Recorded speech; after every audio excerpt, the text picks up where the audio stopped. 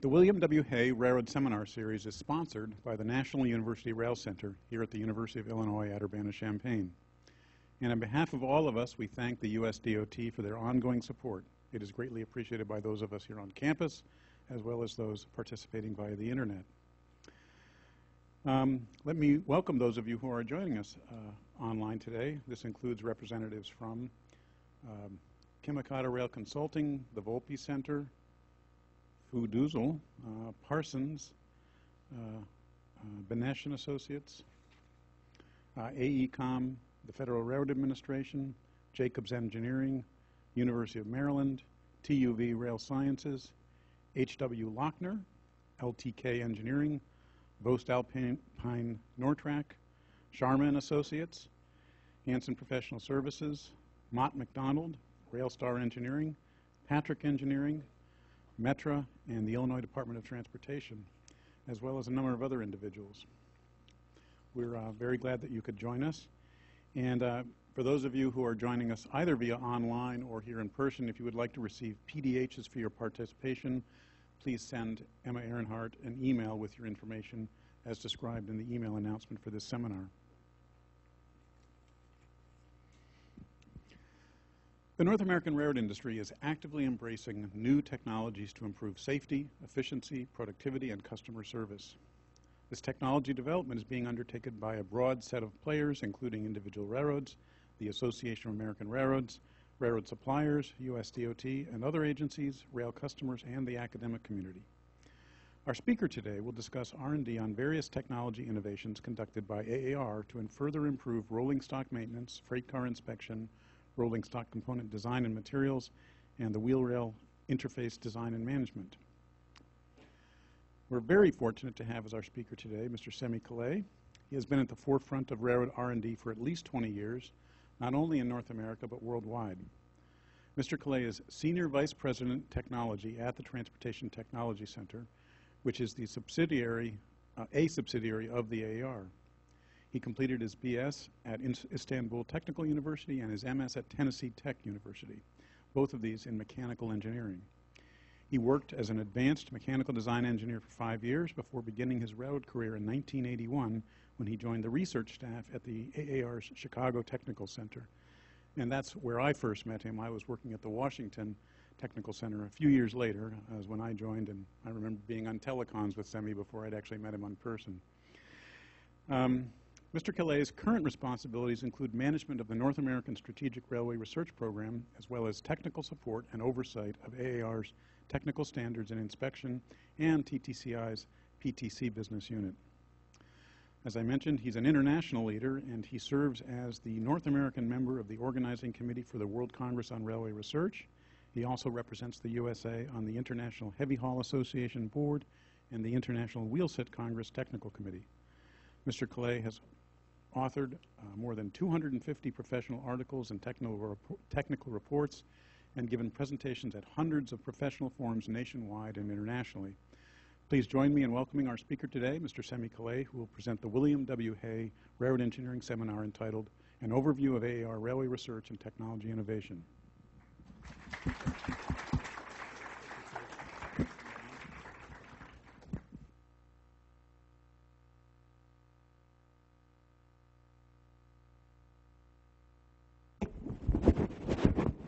Okay. Thank you, Chris. I appreciate that. It's a great pleasure to be here. And I'm not new to this university. We have supported rail research as one of the AAR's affiliated laboratories. That's what we call various universities for more than 25 years now. Chris, probably more. It may go more than that. When Ernie Ehrenberg was here. Oh my God. Okay, that was before I joined the AAR. So it is again really a great pleasure to address the great students and also other professionals on the railroad side, and also those who are on the internet joining us. Now, I did not prepare this presentation in a way to get into a lot of technical details, and I'm not going to talk about the equations of motion or anything like that. I'm sure you have enough time and other projects to do that.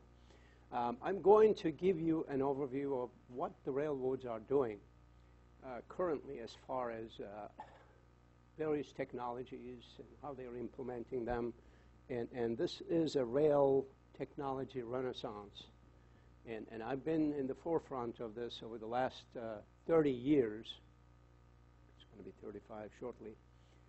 It is incredible where I started, what I saw we had many years ago, and where we are currently.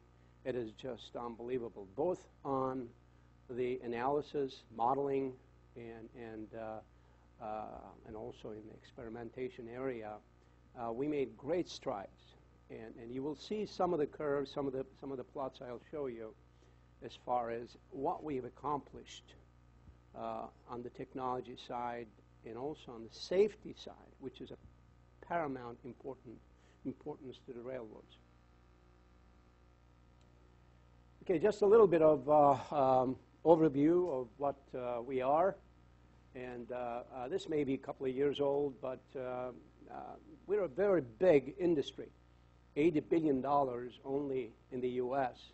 And then you add the Canadians and the Mexican railways that are part of the overall North American railway system. You're talking about close to $95–100 billion business. And a lot of tracks, 94,300 miles. When you add the Canadians and the Mexicans, just a lot of miles of track. And we're probably one of the largest rail systems in the world. And there are a lot of infrastructure and maintenance and renewal. And then this shows that we have more than 60,000 bridges, and most of them are very old, but they're still functioning very effectively. There are 26,000 locomotives and 1.6 million freight cars in the North American rail system. Now, I have the opportunity and the luck to go and listen to other railroads, worldwide systems, and they can't even come close to this. And we also have a system, what we call interchange system, and one customer's car can go from one railroad to the other end to the other, and then seamless service is certainly an incredible thing that we manage very effectively and profit. Most railroads around the world are also funded and supported by the government. And we own our own railroads and maintain and renew the railway ourselves. And most of the other countries get a lot of subsidy from other institutions. And there are a few other stats there, but if you look at the map, there are 7 Class 1s, and STB, definition of a Class 1 is if you make more than $400 million or $500 million a year, then you're Class 1, and there are Class 2 and Class 3 railways. But when you combine everything else with regional and short lines and the Class 1s, we're talking about 600 or so railways only in the U.S. So I work at TTCI, and I started my career as part of the AAR, which is a trade organization headquarters in Washington, D.C. At that time, we were a part of the AAR's research and test group. But then they spun us off, and we came to Pueblo, and we're a wholly owned subsidiary of the AAR. There are 2 of them. We have an IT organization. It's called Railing, and it's in Raleigh, North Carolina, and we're located in Pueblo. We operate the Transportation Test Center, which is owned by the DOT, U.S. DOT, and the FRA on a contract basis. And we used to have different locations and did some testing at TTC many years ago.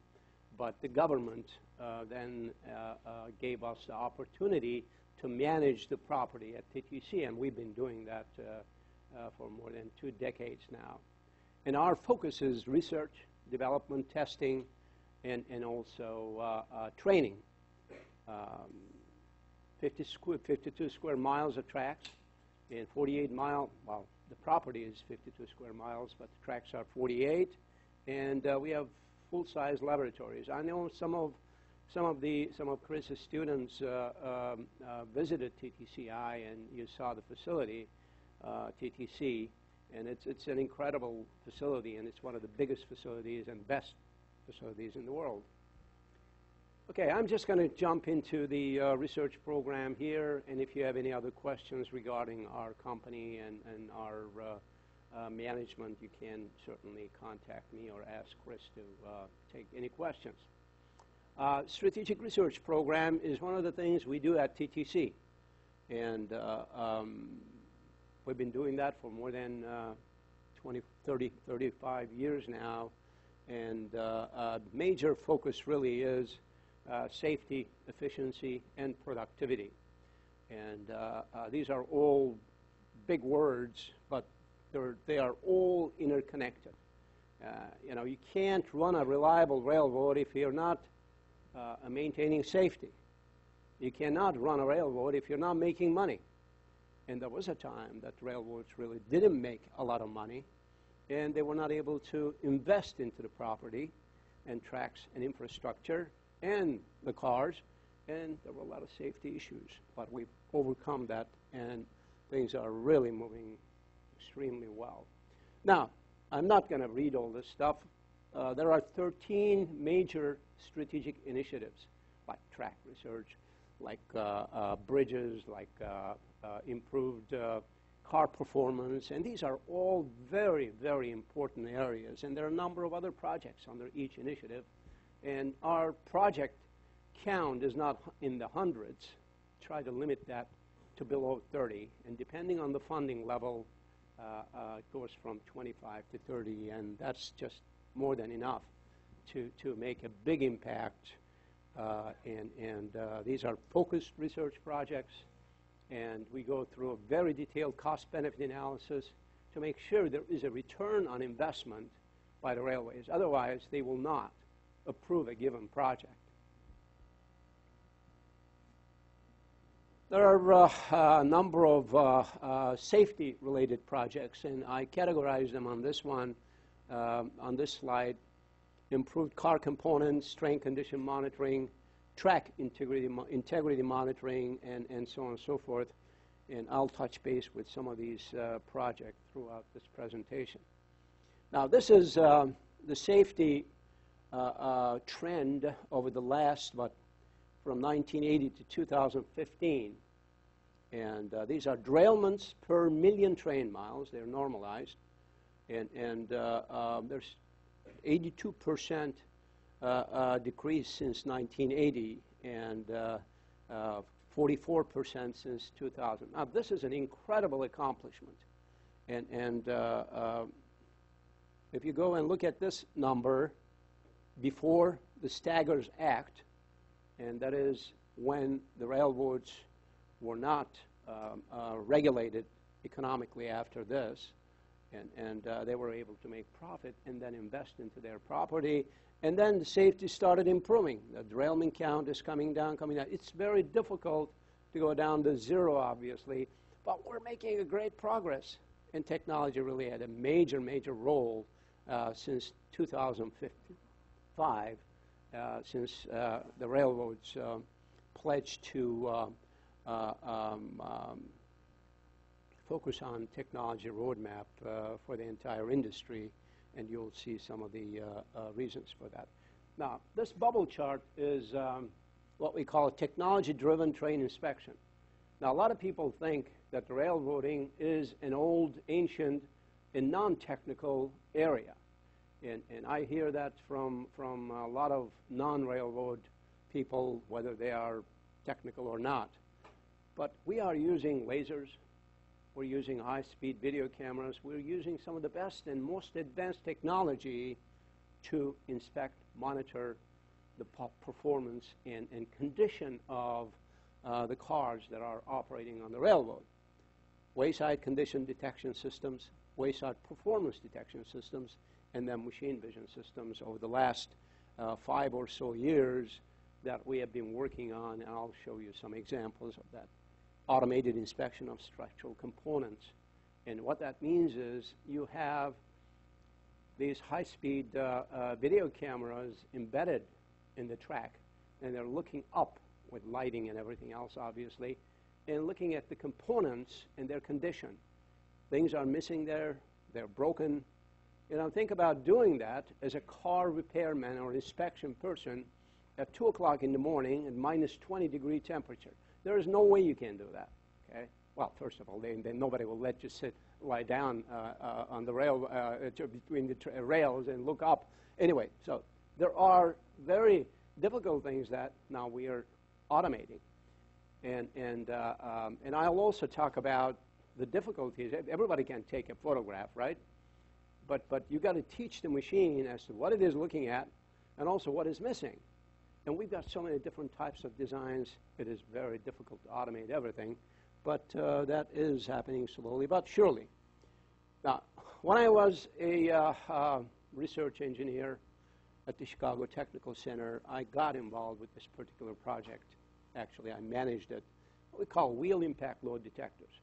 Because of a number of reasons, stock breaks, rolling contact fatigue, and material issues, we create problems on the wheels we call shelling, spalling, and out of round condition. So think about a wheel with 30,000-pound static load on it with this kind of a defect that is, I don't have that slide showing how deep it is, 140 milli-inch depth, hitting the rail every rotation, generating 140,000 pounds. You know, that's a lot of very high impact load. Sorry. Using systems, strain gauges mounted on the rails, there are about 20 different cribs, a number of them collect very high speed data collection systems, use them to collect the loads and then analyze that, and anybody can really collect data. You've got to provide actionable information so that people can do something with it with very little or no false positives. This technology is so widely used in North America now, it is incredible. I'll show a map of North America and how many of these systems we have. So this was the first detection or inspection system related to performance monitoring. You're not looking at the wheel to see if the design is out of, it's worn or whatever. You're just looking at the loads that are generated. So it's a performance type detector. And we developed a number of threshold levels to allow the railroads to take these things out at various stages. Like it starts at 80,000 pounds and then it goes to 90. You have different actions and different things. And each car has an RF identification number. So when you have a wheel generating a very high load, the system knows what the car number is so that you can take action immediately or later on. This shows a 15-year performance of the impact load detector systems. Which year it starts, I can't read that, but it's 2015 and many years before that. And the blue lines are 90 to 100 kips or something like that. And there are some red caps. And those are the highest loads, 140,000 pounds. We have taken about 66 million wheels, identified them for impact loads, and took action. So there is a result of this, obviously, improved safety and better performance. Now, these are the red lines. They are 140-plus kip impact loads. You see how they came down? During the winter time, because the track structure is stiffer and impact loads go up. There are more of them being taken out, and during summertime they go down. So, but we have almost eliminated them. There are still a number of them, but it is a great system. Now, hunting is a motion of the wheel because it's a conical and it's a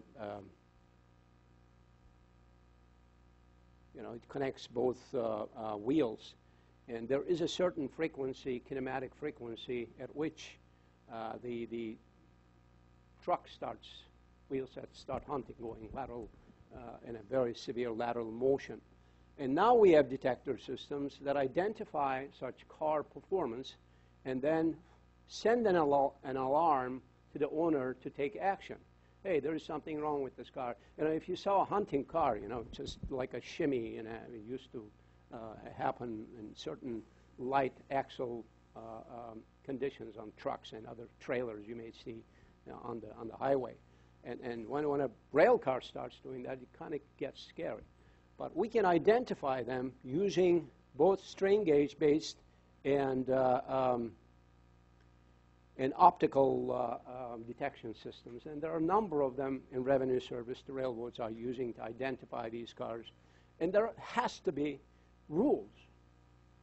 And the rules have been developed through research and the technical standards groups of the AAR, and the railroads are using them, because in order for you to be able to take somebody else's car, because these are owned by non-railroad entities also, you've got to have a rule in place that says 46A1E to tell the owner, okay, you got a bad car here, it's got a very high impact load, or it is hunting, so do something.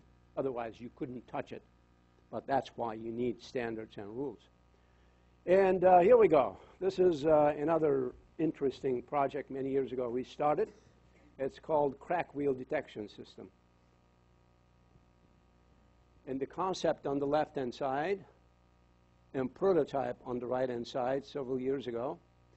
And we're trying to find internal wheel defects due to fatigue or whatever material properties that lead into chunks like that coming out, and at times broken wheels. And we're trying to use automated technology to identify these internal defects. Until then, we were using just handheld UT equipment. Can you imagine doing this on a 100-car train, each wheel? You just use a probe around the wheel tread and try to see if there is a defect in it. And this guy was able to do a 100-ton car in 13 minutes. And so it is a lower speed system, but now one railroad in North America is using it very effectively. And on the right-hand side, you're looking at their system. Tom, should I tell them which railroad it is? I'm not sure. Yeah, that's Union Pacific. And as I understand, they have identified, inspected maybe thousands of trains now and taken out some of the nastiest defects, which we call shattered rim type defects, out of the system. But this system certainly is very complicated because it's got a lot of moving parts. And the railroads asked us, well, can we simplify this? And then we went into another system with sensors, ultrasonic sensors embedded in the track, and the track is a special track that has wide gauge, and it opens up the tread so that these little sensors that are spring-loaded can come into contact with the tread and then send the ultrasonic wave through the system to the wheel and try to find what is in there. And this is how it works. And these systems are, again, at TTC. This particular system was developed by a Chinese company. Now we are very global as well, as you know. And it's a full-scale train set going over this particular system. And you got to have some sort of water or couplant for UT sensors to work. And it is collecting data, the entire wheel revolution, and looking to see if there are nasty defects inside. And with this system, we were able to find the worst defects that are causing derailments now, what we call a vertical split rim type defects. Anyway, so there is another technology that has really helped us almost eliminate bearing-related defects. We use tapered roller bearings on the axles to carry the load, obviously. But in time, you know, they fatigue out and they create nasty defects, and which may lead into axle burnouts. And that is certainly followed by a nasty derailment generally at high speeds. So several years ago, TTCI doesn't generally develop systems, but in this case, we were asked to do that by the railroads. And we developed an acoustic-based, what we call trackside acoustic bearing detector. And these are enclosures with microphones inside. And there is a system that senses the coming cars. And then the doors open on these enclosures, and the microphones start listening to the passing cars. And the signature may look like this. Again, you can collect a lot of data, but if you don't know what type of defect causes what type of sound, you will not know. So very advanced algorithms were developed. Some are neural net based and some are statistically based to identify these kind of nasty defects in the bearings. Now, the beauty of this system is that you can identify these defects before the bearing fails. So it's an advanced warning system. Railroads are using other types of systems called hot box detectors when the bearing heat goes over 170 degrees or so. And that is a vital system that you want to really stop the train when you have that kind of temperature increase. This one is not. This is, you're listening to the sound of the nasty bearing defects and identifying them, and you can take action in a month, in a week, or in an hour, depending on the severity of the defect. Some of the more recent additions to detector systems are really machine vision-based systems. And this is a truck inspection system with the cameras and lights on either side of the track. You're looking at the suspension system. I'll show some results from that. And this particular system is, again, it's got lights and different high-speed video cameras, and they take this particular system, inspect the underframe of the passing cars at speeds up to 40, miles an hour.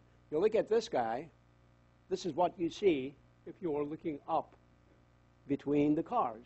This is basically the connection system, couplers, and these are vital systems that if they break, they may lead into a problem. And we actually had a derailment at Fast because one of the yokes that carry the draft system, it's kind of a suspension in the longitudinal direction, that failed. And it cost us more than $500,000 to clean it up, repair the track, and everything else. So these are important systems that you can actually even look at the bolts in these connecting parts and things. And if these hoses are disconnected, it's very easy to identify that. And they are really beginning to become reliable enough for railroads to use. And these are test systems at TTC that we worked on. And this is what we call FATS, fully automated train scanning system. And these arches, they have cameras on top, on the sides, and they're, again, and this is in the tracks. The whole system is inspecting the car underbody, top side, and it's got security application and implications as well. And okay, let me show you what that looks like.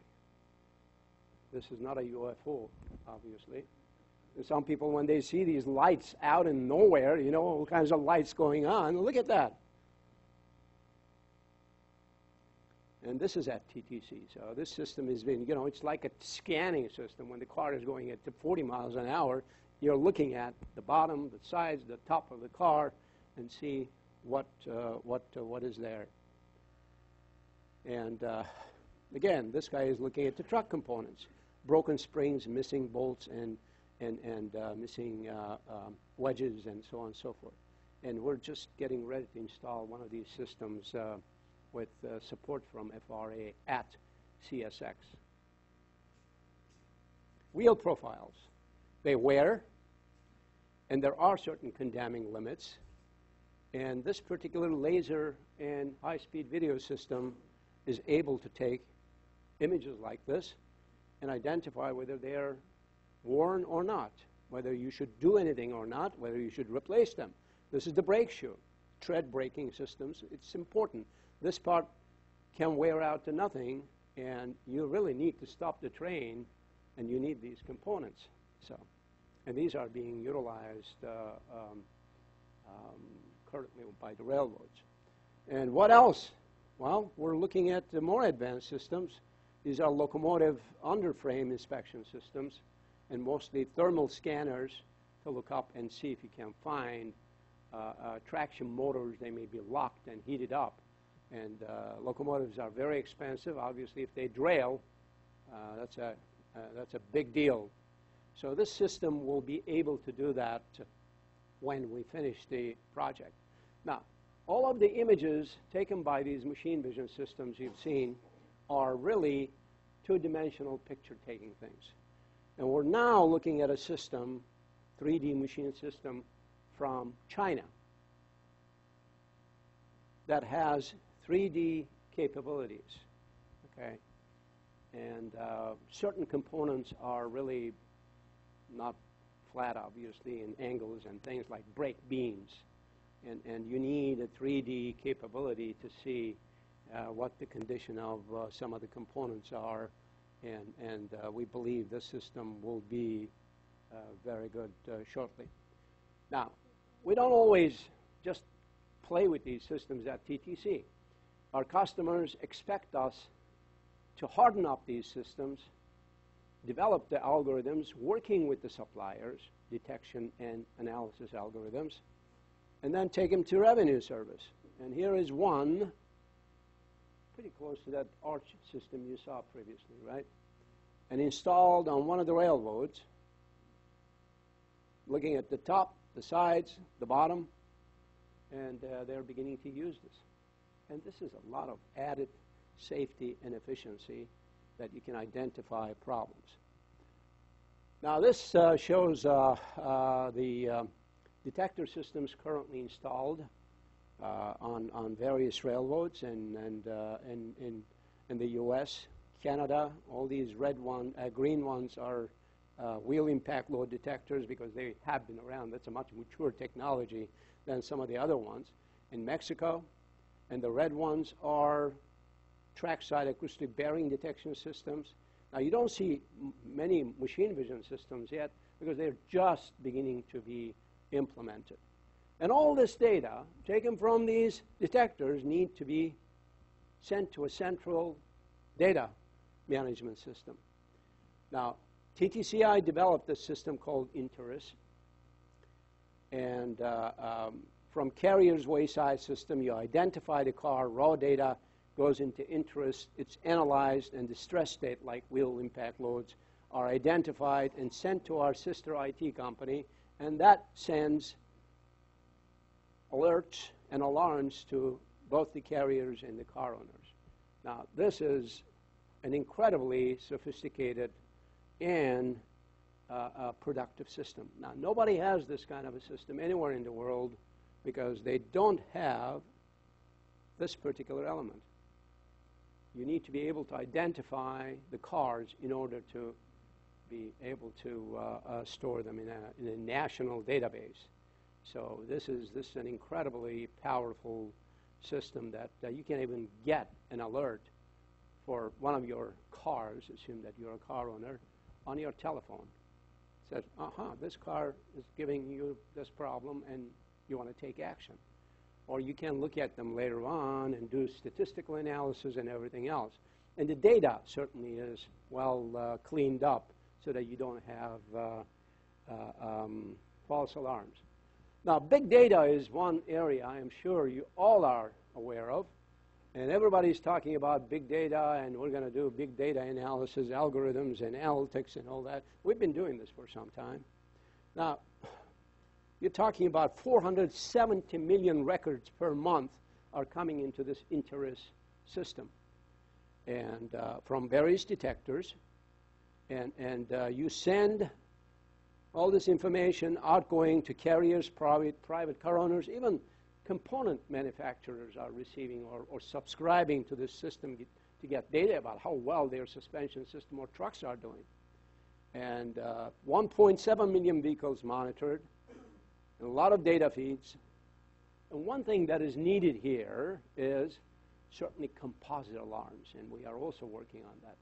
You look at a number of different detectors to get a big overall health information on every vehicle you have. I couldn't imagine this when I started working on wheel impact load detectors 30 years ago. But look where we are in 30 years. And I'm sure it's going to be much, much more sophisticated in the years to come. So don't think the railroads are ancient technology. Railroads are not ancient technology. They're very exciting and incredibly satisfying career areas. Now, what are we doing on the track side? Well, there are a lot of exciting things going on the track side. Track used to be inspected by people walking the track and looking at things and trying to determine what is missing and what is not. And we're still doing that because FRA requires that you have to do it. And railroads certainly want safety, and they want to do that also. There are track geometry cars, rail fly inspection systems. Just like wheels, rails can develop internal defects, which may lead into broken rail and a derailment. Okay, you're seeing a number of these systems here on the left-hand side, what we call track loading vehicle, and that has been used to measure the strength of the track. And on the top, this is an instrumented freight car that's got a lot of sensors, measures the response of the vehicle to track irregularities. When you have bumps and humps on the track, they generate high loads, and depending on what those high loads, you can identify the location and take maintenance action. And this particular system here, I think originally developed by FRA and ANSCO, what we call a VTI system, is basically the same thing, but it is mounted on the locomotive. And there are accelerometers and various sensors. They collect data and identify track locations where you may have high loads. And these are some of the track geometry cars that are very sophisticated. Some of them are $5 to $10 million. And they have sensors that measure rail profiles. They measure what the track geometry is, what we call cross level and alignment and surface issues and so on and so forth. And those areas that have that problem are identified, and you take action to fix them. Now, this is one thing I am really proud of. This shows broken rail train derailments on U.S. Class 1 railroads from 2000 to 2015. And in 2000, we had 88 per million train miles. The dark lines are counts on the right-hand side scale. And they came down to about 14 in 2015, 14. You know, this is not an easy thing. I'm going to show you how many defects they found, the railroads, and removed. But those that they missed, they may lead into derailments. And this one is the rate 0.03 per million train miles. What about 30 per trillion train? That's a lot of miles, you know. That's a lot of miles. So I kid with my friend here, Gary Carr, that pretty soon this is going to go down to zero, and he's not going to be able to regulate the railroads in this area. Right, Gary? But let's realize we work together, okay? They do a lot of great research, and they work with us and the railroads, and this is a system accomplishment. Manufacturers, railroads, researchers, regulators on the research side. And these are some of the cars, what we call inspection cars, that are out there operating ultrasonic sensor-based systems. Okay, now I was talking about this guy here. In 2015, railroads have tested 543,000 miles of track with ultrasonic sensors and inspection cars. That's a lot of miles, right? And starting in 2000, it was 427. Now it's 543. They're doing a lot of inspection. And out of those miles tested, in 2000, we found about, 80,000 defects. And now it came down to much less than that. But these top ones here, they are the defects, what we call service failures. We were not able to find them. And some of them led into derailments. Okay, you saw on the previous plot. But not a lot of them, okay? So we want to get rid of all these to achieve zero derailment level. Working with the FRA, we developed a test track at TTC called Rail Defect Test Facility. Okay, this particular facility has revenue service generator or man-made defects in the rails. We use this particular track to test new technology. What is new technology? We'll get there. Now, this is a little bit ancient, but 10 whatever years ago. We ran different types of ultrasonic rail inspection cars and looked at them to see what they're missing and what they're not. Actually, the smaller the defect, the harder the systems, harder time they have to find them. Okay? So this is the reliability of detection, probability of defect.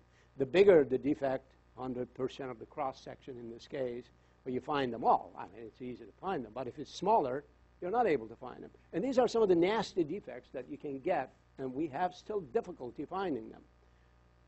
There are a lot of bolt holes in the railroad, but we have to use these rail joints for either signaling, train location detection, or repair purposes. When something breaks, you know, you just go ahead and put a joint there to maintain continuity, and you can continue running trains. But some of the defects that we get in these bolt holes, they can lead into a broken rail. Now, welds, they are a problem. This is a casting that we also use to get rid of rail joints, and it's a fast rail joining system, but it's thermite welding, and it's got a lot of impurities inside. And the UT systems, when they see a weld, they say, that's a defect. It's not a defect because of the impurities, porosity, and everything else that you may have in the thermite weld. It's difficult to find defects like this, but we are trying to address those. And this one is the worst one, detail fracture that is hidden under shelling. You're operating very high axle loads. Current interchange load level, maximum load level, is 36 tons per axle. And as I said, in Australia, they're going to 40, 45 tons. And under such loading, you're going to generate fatigue if you don't have perfect rail, chemistry-wise. And we don't have that. But we're going in that direction also. New rail steels are not developing defects as fast as the older rail steels. Sorry. We have been working on a technology that is called phased array inspection. I'm sure some of you who may be working on ultrasonic inspection have heard. And current inspection systems have just limited number of crystals and probes to inspect the rail. You know, they shoot an ultrasonic signal, and then it may find a defect, and it collects the signal returning, and then identify that there is a defect there. But there are a limited number of those in the current systems. You see this thing here? It's called a roller search unit. And inside of these rollers, they're just rubber tired with kind of water or some sort of liquid inside to provide that continuity between the rail and the probes. And there are generally 2 on either side, and maybe, let's say, maximum of 24 probes that are used to send these ultrasonic signals and collect the data. We were able to install 425 probes. This is a linear, these are matrix probes. What we call, then they form a phased array, and put it inside this little thing here. And we're running these inspection cars at speed up to 20 miles an hour to accomplish that inspection possibility. You're looking at the rail cross-section here. This is the linear probe, and it sweeps from left to right, and there are 27 different angles provided by both of these. And this is the phased, this is the matrix probe that is going longitudinally from left to right. Well, this is an incredible technology. There's so much data coming out from this. And you know, we were not able to use this technology 20 years ago because we didn't have the analysis and data collection systems. Now we do. Okay, I don't want to get into this. There's a video here that explains the way this particular technology works. It's a little long one. And machine vision systems are being used. And this is one of our U.S. companies called ENSCO. They have all these video cameras and laser systems to look at the track and take pictures of the components, in this case fasteners and track, and ties, in this case a concrete tie. Look at the defect that it found. So you're collecting all these images, and you have to analyze them and then send the actionable information to the owner to take action to repair or remove that particular tie and replace it. This was another technology that we thought we could never get there, but with advances in analysis systems and measurement systems, we are able to inspect the wheel-rail interface. Now, what does that mean? It's such a complex geometry there. They're curved and they're shaped in different, they wear and they form different shapes. And you generate very high contact stresses at that interface. This particular system takes images of the rail profile. Okay? Every foot takes one image and stores that. In the analysis routine, there are a group of wheel profiles, and it matches the wheel profiles to the measured rail profile to see if at that particular location you're going to create a problem that may lead into high contact stresses, rolling radius difference in curves, which may lead into high lateral forces and push the rails out, which we call gauge widening type derailments. Maximum contact angle, if those angles reach certain levels, you know, between the wheel and the rail now, we're talking about that interface, you may lead into conditions what we call a flange climb derailment, and contact conicity is another parameter that is used to identify a location, which may create hunting instability on the passing cars. So these systems are now on a number of railroads they're using to identify where you may have wheel-rail contact geometry problems. Great, great technology. Anybody knows that when you lubricate lower the friction at the interface of two surfaces, you can lower the stresses and loads. Seems very simple. We have thousands of friction control systems that put in friction control material either on top of the rail or on the gauge face to lower the loads. And here is the result. Now, this is what they actually do. You got some kind of lubrication or friction control deposition system. They squirt some lubricant or friction control material before the rails go, and I mean before the train approaches, and then this particular friction control material is carried over, and if it is on the side, certainly you can do that every whatever distance. And this particular railroad, this is a little bit dated plot. Top of rail lubricants, should call friction control. They are not lubricants. Friction is generally at 0.3, 0.35 level. They've got about 800 of them. They had about 800. Gauge phase, 2,500. What this is really leading into is lower lateral loads, fewer derailments, and increased rail life, because you're not wearing the rail as fast as you used to. And here's a result. Before applying the lubricants on the rail, on top or on the side, the load distribution was this. There are loads as high as 18,000 pounds. And the blue one, when you apply top of rail, well, look, they came down to just almost 50% reduction. Well, this sounds simple, but reliably operating these systems is a problem. And we've been working on this to make sure that they continually deposit what we call the goop and provide you effective friction control at the wheel-rail interface. We have a train at FAST. It's an 18,000 ton train, 100 to 110, 315,000 pound cars operate in this loop. It's an oval-shaped loop, which we call high tonnage loop. It's 2.7 miles long. It's like a fatigue test track. 70% of the loop are curves, where you generate high loads and where you have higher wear and fatigue conditions.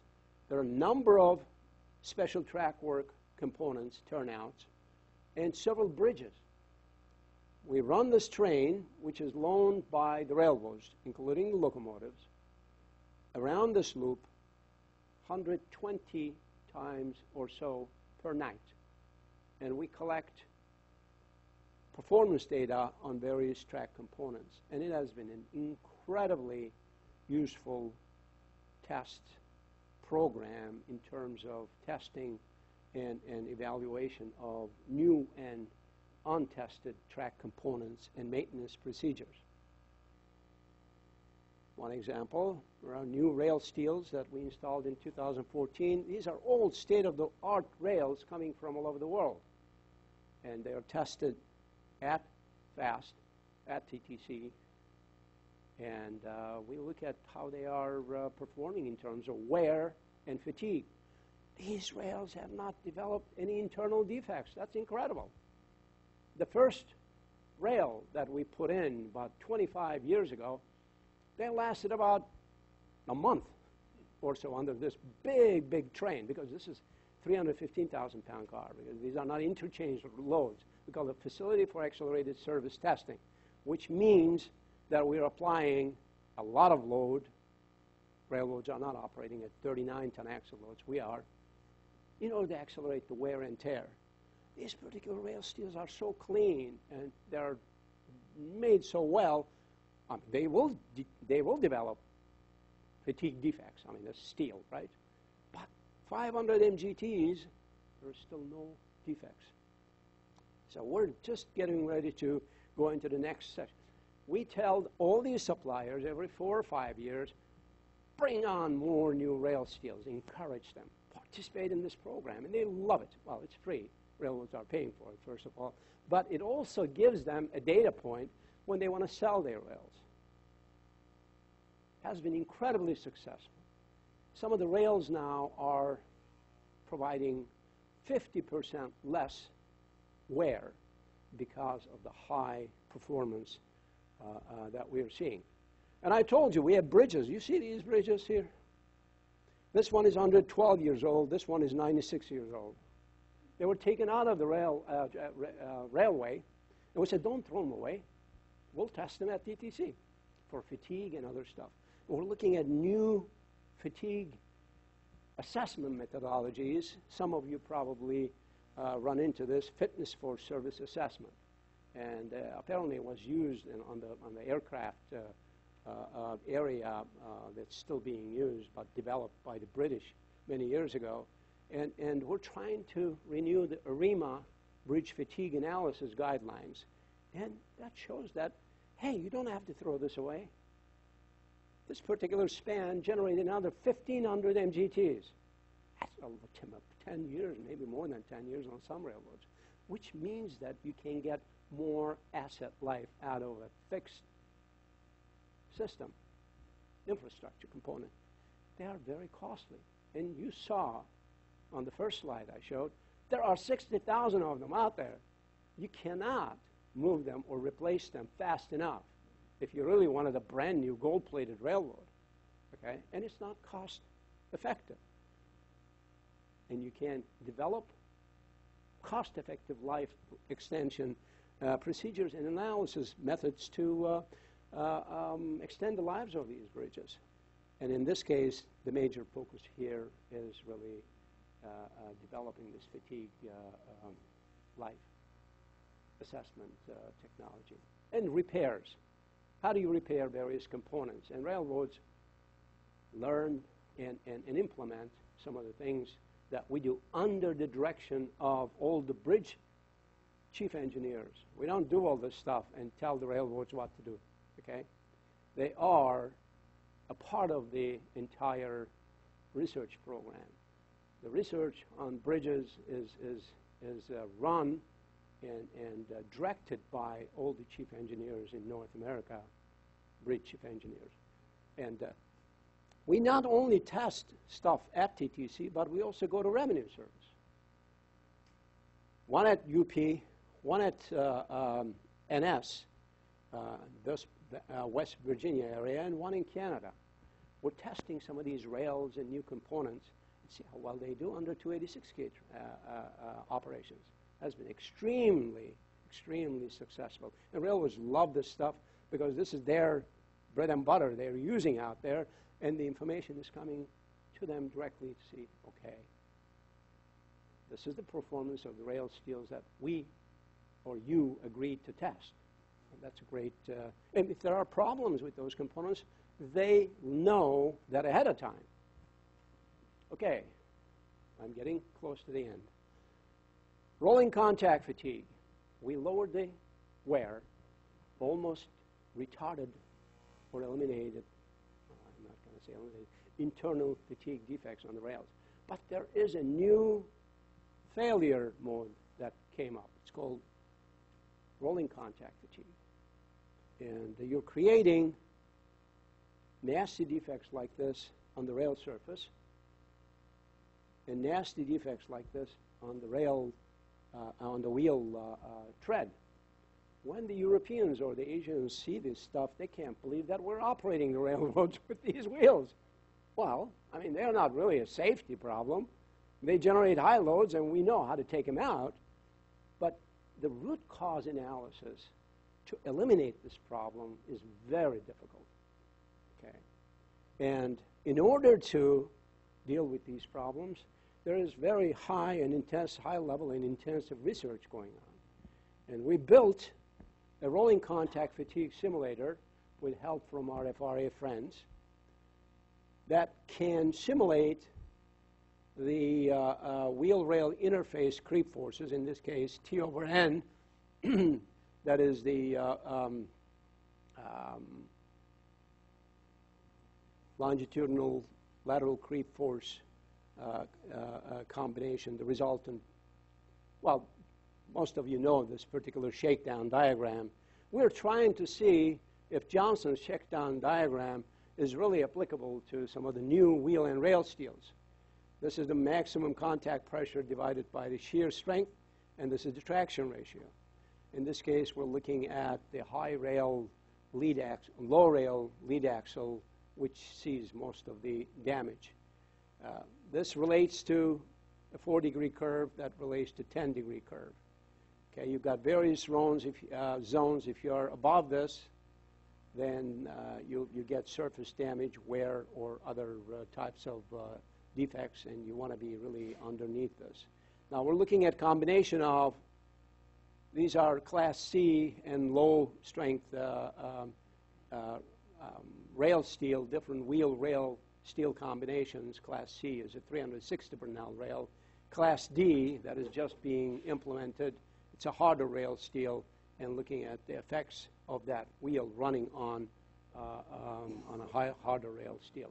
So all those different combinations will give us a sense of how that particular material combination will work. Now, this is a full-scale testing of the wheel-rail contact for rolling contact fatigue type tests. And it is, in this case, it is in one direction. See, it goes down and comes back, and it lifts it and brings it down. It's designed by TTCI and MTS. Okay, I think this shows various parts and things.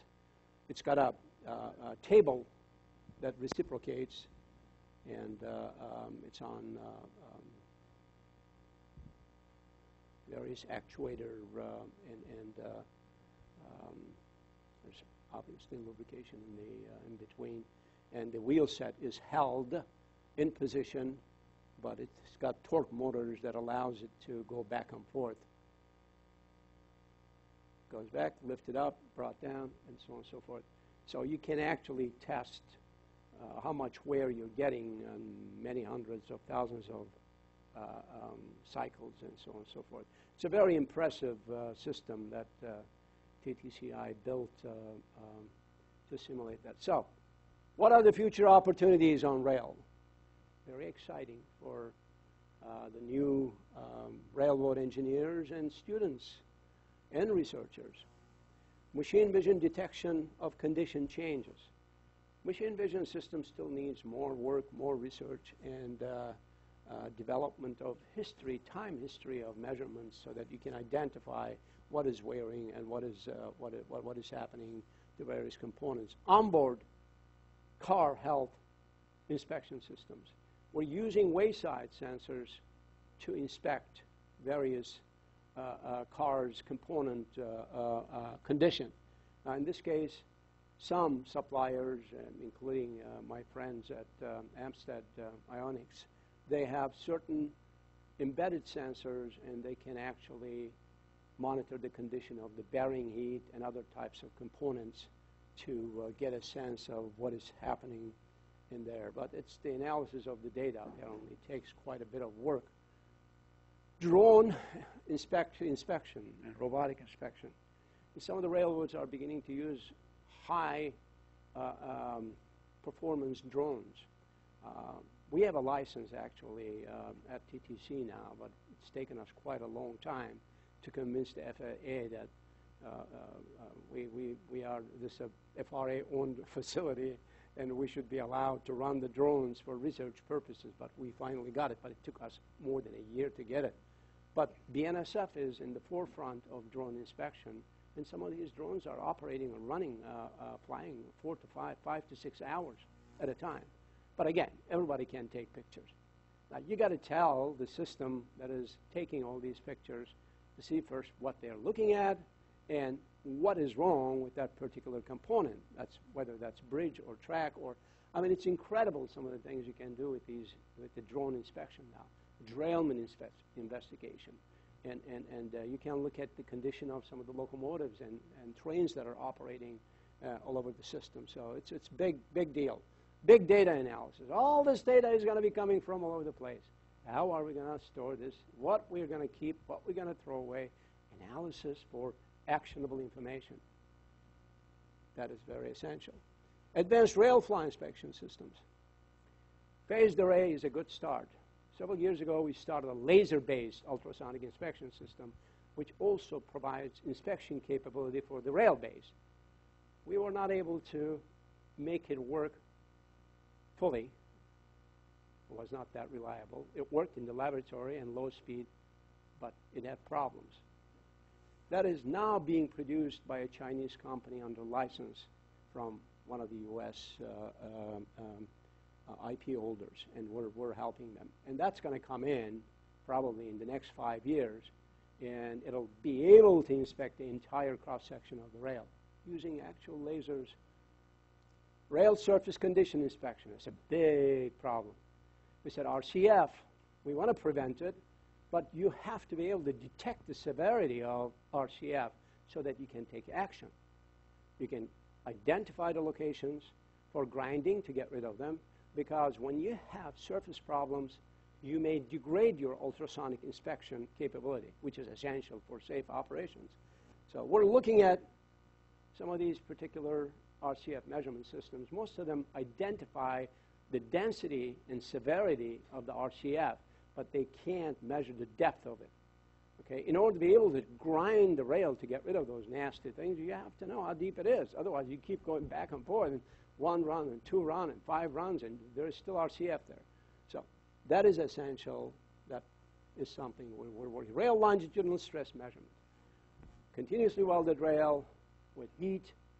It can extract, it can expand and cause either buckling or pull-apart type problems. To this date, we still don't have a system that can measure the stresses in the rail under a running platform. And that's an area that is still what we call the holy grail of railroading. Nobody has been able to come up with a system that can do that. Track substructure inspection systems. GPRs are good. They're doing something for the railroads, but you got to have a physicist to interpret the results, right, Errol? There is no real-time analysis of this data, and they're only looking at the ballast section now. Well, what about below that? And that's an area that needs more improvement in the technology and analysis. Friction and lubrication condition measurement systems. 25 years ago, we came up with a system, not very effective. LiDAR and other types of things may help us, but this is an important area. We've got thousands of these lubrication delivery systems and friction control material delivery systems, but we don't really know if they're working or if they're doing well or whatnot. So you got to be able to measure the friction at the wheel rail interface and at the gauge phase in order to determine the effectiveness of your friction control systems. Wood engineered cross tie or wood or engineered cross tie inspection. We heard from Professor Popovich the other day that he has been working on a system to tell us if integrity of the tie, whether there are defects inside or we should take action and remove, and what do we need to do. So that is still needed. Bridge structure inspection systems. Look, nobody wants thousands of sensors on a bridge. Railroaders would like to know whether the bridge is there. That's number one. Number two, and if it is there, is it safe to go through? Okay? They don't want to know anything else. Well, you're going to do all kinds of analysis and determine the stiffness matrix to come up with the modes, and who cares? They've been operating all this stuff for a long time. They want to know information that relates to safety. Okay. We have not been able to do that. Everybody comes up with all these sophisticated systems. They collect data, analyze it, and give you all this stuff, which, well, what do I do with it? Anyway, more sophistication, more analysis. Cost-effective contact and non-contact with an axle inspection systems. You saw some of these things we have been able to do, but on the axle, we can't, because axle is high, about 9 inches above the rail, top of rail, and most of the UT signals don't go up that high and be effective. So we've got to come up with something to inspect the axles for defects, surfaces, or whatever, because axle breaks, you have a big derailment. We just had one 3 years ago, actually 3 of them at Fast. So anyway, so these are some of the things that we want to work on, and this shows this safety record. You know, since 2005, we have really done a great job reducing this stuff, although in 2015 there's a little tick up here, but these things go up and down. At this time, we said we're going to reduce the derailments by 50% from that number to this number. We're at that level in 2015. So we keep working hard. It's going to go down to 0, right, Gary? Okay, and when you get a copy of this thing, you'll get a chance to review this. Technology roadmap is another thing that we do every several years to provide additional information for the railroad as to what the technology needs of the railroads are, and through a committee structure and everything else. And I worked on this personally along with some of my engineers, and we updated the latest technology roadmap and released that about 3 months ago, and you can get a copy of that if you request it from Chris. And it shows some of the technologies essential to useful, whether it should be done by individual railroads or it could be done by a group of stakeholders. But these are the most essential items that could be done by the AAR or a group of other stakeholders.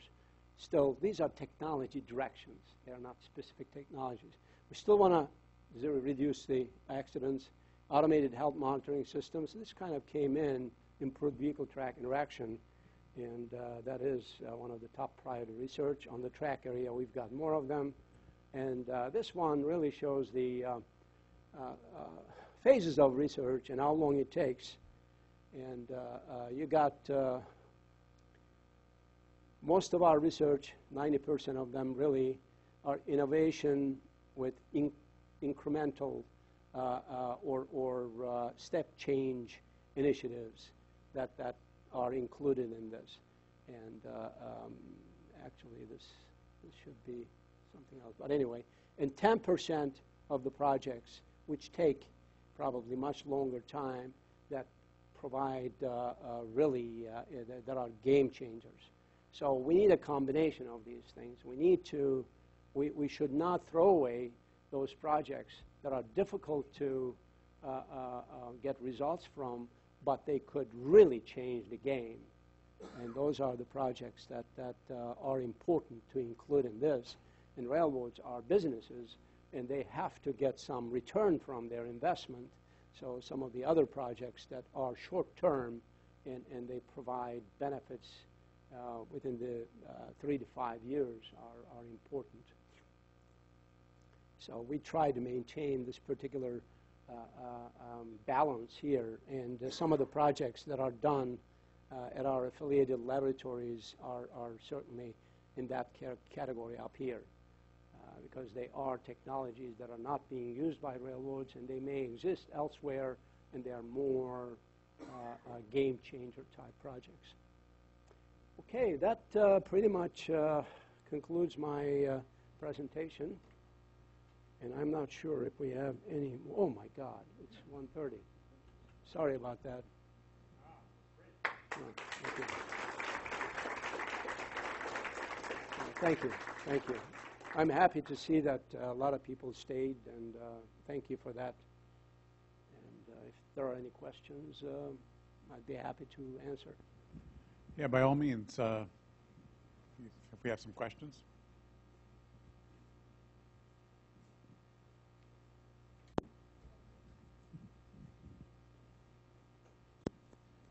It's an impressive set of technology projects. I'm curious, one thing I didn't see there is research into crew, into human factors. In terms of, obviously, we've got issues with operator fatigue. We've got all these sort of efficiency issues and so forth in terms of crew scheduling, in terms of optimizing operations of the railroads. Are you, is your group at all involved in that? We are not. We are not directly involved in that. We used to, but railroads do that research themselves, and because of the regulatory and other implications, legal implications. And, but FRA does a lot of human factors research, and the railroads do that themselves. And again, you know, I wasn't able to get into everything, obviously, in 1 hour, but please come to our annual review.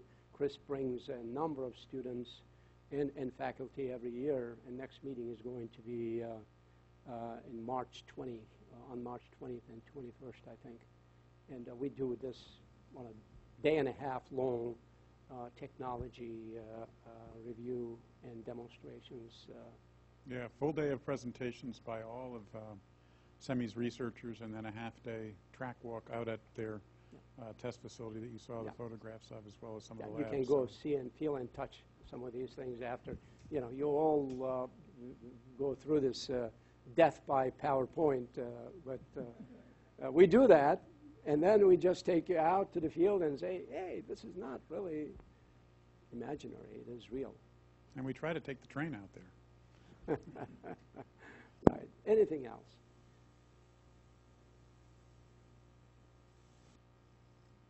Go ahead. It was very interesting to hear the drone technology and UAVs you mentioned that you just got the authorization now to work with. Yes. In the short term, what kind of research projects you have in mind with those? Well, really, our initial thinking is looking at developing test beds for track and bridge inspection. And we already have a track test bed that we had developed for machine vision type systems. Now, you can run the drone and see if it can find all the defects. It's kind of hospital track type of place, but you know, we don't run trains over that often. So it's when we just run a technology system, and then you can assess the effectiveness. You know, there's a special track where components worn, broken, missing, and similarly on the bridge, we can't do anything as long as it's safe, obviously. And there are a lot of other things you can do. I mean, you should really see BNSF's accomplishments. Now, BNSF is one railroad that is really going after this big time. And there are a lot of application areas, including, you know, monitoring trains, running these things ahead of hazmat trains, and many other things. I was quite amazed. And a number of railroads are skeptical yet, because, again, here is another technology that we may be regulated on. Do we really need this now? Maybe we need to wait for a while until somebody else perfects these systems. Again, you have battery life problems with a drone, and you have storage and analysis problems. Most of the data coming out of these systems are currently being post-processed. And so that it still needs a lot of work. And when the railroads say, okay, move on, we will. But at this point in time, it is not in the program, I must say. Anything else? Yes, sir. So same question for the drone high performance drone application in the railroad inspection. In fact, European TTCI developing the high performance drone application, and China will do the same thing now. And what is your strategy for the high performance drone application, and what is the difficulty? For example, do you have to get the license from the FAA for the pilot?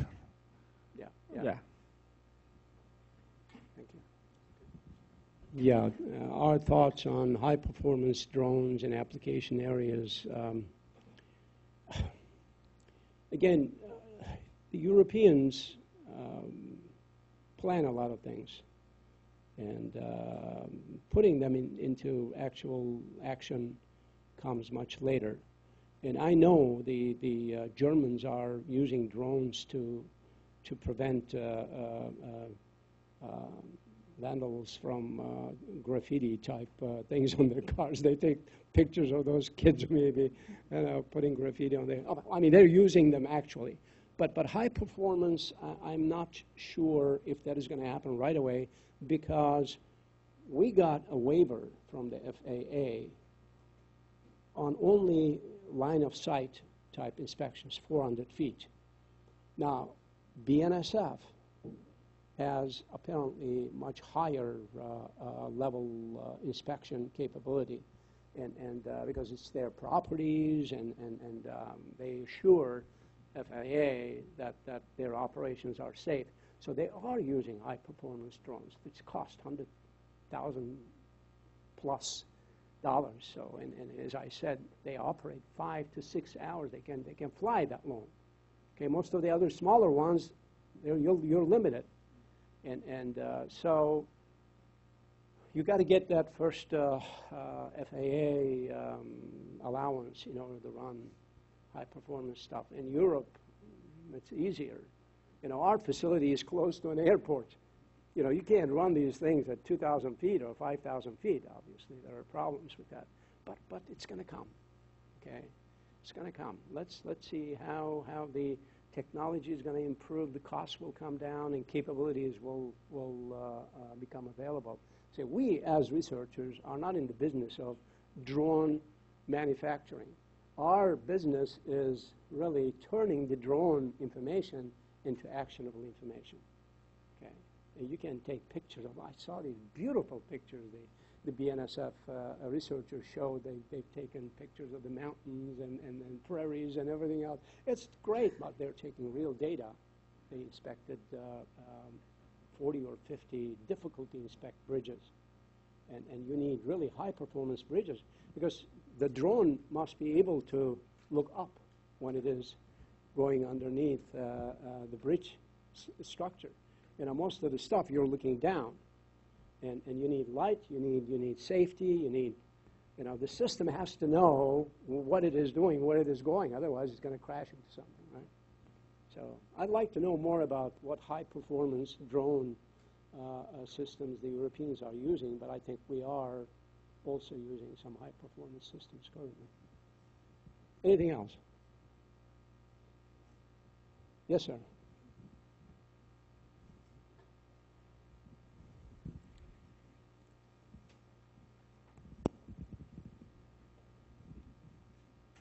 Hi. Speaking of those facilities, to inspect the defects of the rolling stock or the track, what is your strategy to choose where in the network you put those facilities to inspect those defects? In the whole, your strategy to choose the position where to put those facilities. Oh, where to put those? Well, you know, railroads really help us quite a bit with those. And they know where the traffic points are, and obviously you don't want to put one of these things every 100 feet or every 10 miles. And they install them on strategic routes. But there are models, actually. We're working with one of your professors here to optimize the installation distance of hotbox detectors. And you need a lot of data, and you need to optimize it, and you don't want to degrade. The strategy is to bring some science to how to install these things effectively so that you can cover the entire fleet. Okay? Yeah, but we're still not sure to expose all the running cars to the inspection, right? Right. Thank you.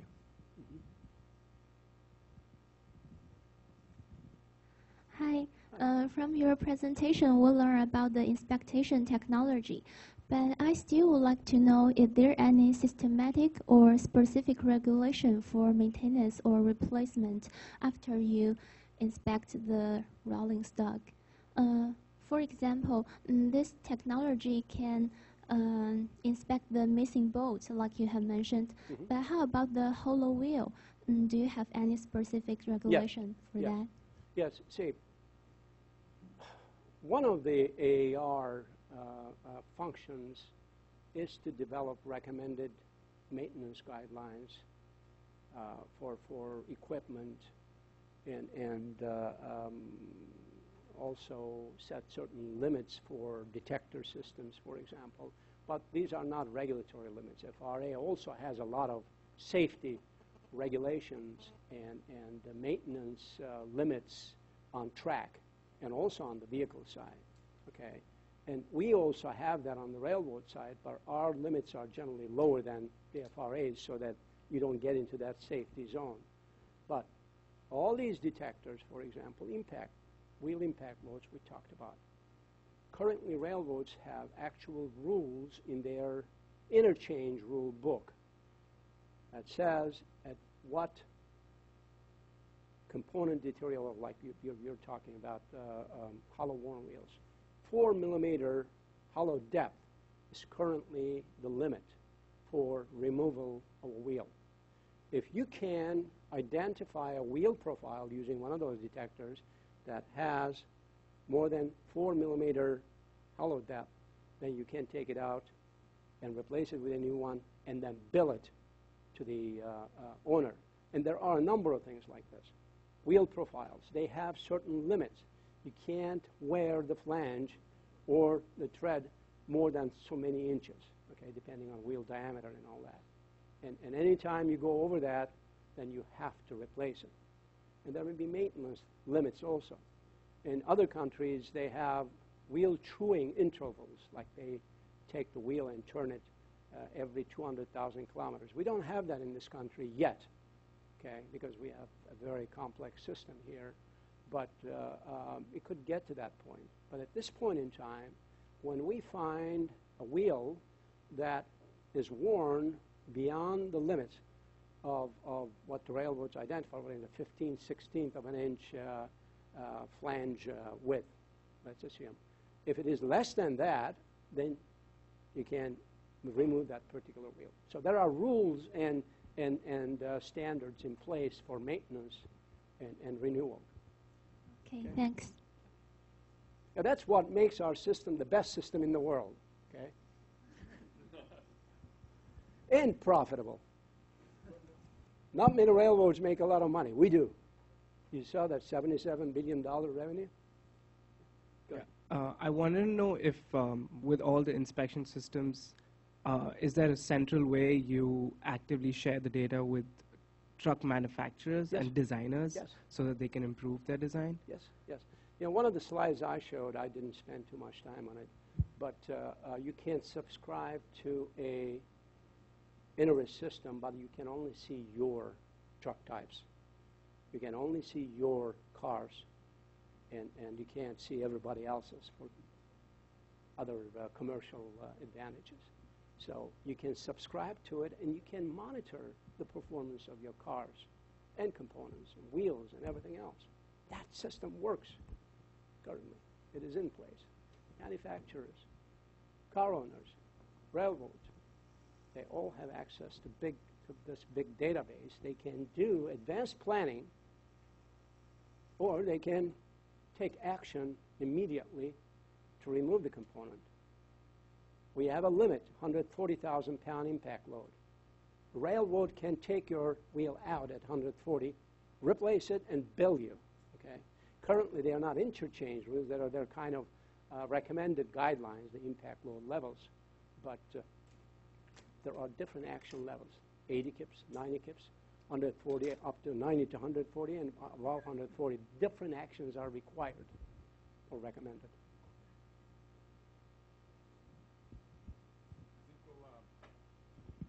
Cut it off there, but I want to thank you for an extremely interesting and informative seminar. Thank you very much, Semih. All right. Thank you. Thank you. Pleasure.